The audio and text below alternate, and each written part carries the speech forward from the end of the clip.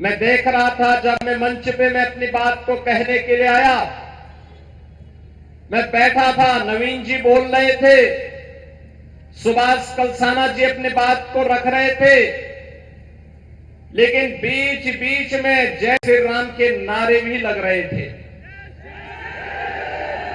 बहनों और भाइयों, कौन ऐसा भारतीय होगा जो अयोध्या में 22 जनवरी 2024 को जब देश के यशस्वी प्रधानमंत्री श्री नरेंद्र मोदी जी के कर कमलों से प्रभु श्री रामलला अपनी पावन जन्मभूमि में विराजमान हो रहे थे, कौन ऐसा भारतीय रहा होगा जिसकी आंखों में खुशियों के आंसू न रहे हों? कौन ऐसा भारतीय रहा होगा जिसने अपने घर में दीप न जलाए हों? अगर सच्चा भारतीय था, उसने खुशियां मनाई थी, दीपावली का एहसास कराया था दुनिया को। अयोध्या में 500 वर्षों के उस कलंक को धो करके रामलला का फिर से विराजमान होना दुनिया की शोषित, पीड़ित, दमित सभी जातियों के लिए एक संदेश था, और वो संदेश था कि हर हाल में अगर भारत में 500 वर्षों के बाद रामलला का विराजमान हो सकता है, तो अगर दुनिया की वे सभी ताकतें एकजुट होकर के जो दमित हैं, पीड़ित हैं, अन्याय और अत्याचार का शिकार हुई हैं, वे भी एकजुट होकर के कार्य करेंगे तो उन्हें भी अवश्य सफलता प्राप्त होगी। बहनों भाइयों, संदेश भारत से गया, लेकिन ये भारत का ये संदेश आखिर हम सबको क्या कह रहा है? अयोध्या में सफलता का राज क्या है?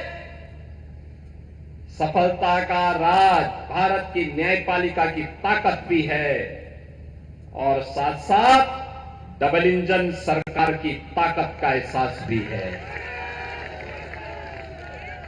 उत्तर प्रदेश में डबल इंजन सरकार 2014 में प्रधानमंत्री मोदी जी का देश की सत्ता को अपने हाथ में लेना, देश की जनता जनार्दन ने मोदी जी पे विश्वास किया, उन्हें देश का प्रधानमंत्री बनाया।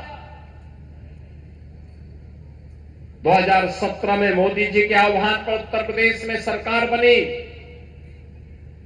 मात्र 2 वर्ष में, बहनों और भाइयों, जो काम 500 वर्षों में नहीं हो पाया, जो कार्य कांग्रेस 60-65 वर्षों में नहीं कर पाई, भारतीय जनता पार्टी की डबल इंजन सरकार ने मात्र 2 वर्ष में करके दिखाया। अयोध्या की समस्या का समाधान कर दिया। आज अयोध्या में गुलामी का कोई ढांचा नहीं। आज अयोध्या दुनिया की सुंदरतम नगरी के रूप में स्थापित हो रहा है।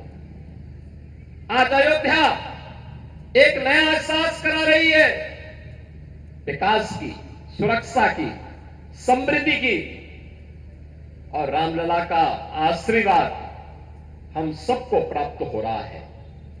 बहनों और भाइयों, डबल इंजन सरकार की ताकत क्या होती है? अयोध्या इसका उदाहरण है, और जम्मू कश्मीर में आतंकवाद की प्रतीक बन चुकी धारा 370 का हटना, उसका दफन हो जाना, यह उसका उदाहरण है। और इसीलिए मैं आज आप सबका आह्वान करने के लिए आया हूं।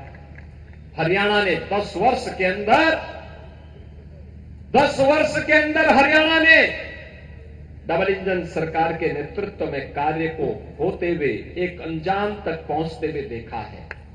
हाईवे का निर्माण, रेलवे की प्रगति, नए नए फ्लाईओवर और रोड ओवर ब्रिजेज बनना, नए नए औद्योगिक क्षेत्र का विकसित होना, युवाओं को बिना खर्ची और बिना पर्ची के नौकरी और रोजगार की सुविधा उपलब्ध हो जाना, और डबल इंजन सरकार तो उन महिषासुर और चंड और मुंड के लिए जगत जननी मां भगवती ही है जो नशे के कारोबार में लिप्त हैं। बहनों और भाइयों, ये नशे के जो कारोबारी हैं, जो देश को निगल जाना चाहते हैं, युवाओं की जवानी को छीन रहे हैं, ये आज के चंड और मुंड हैं, ये महिषासुर हैं। और इसीलिए मैं आपका एहसास कराने के लिए आया हूं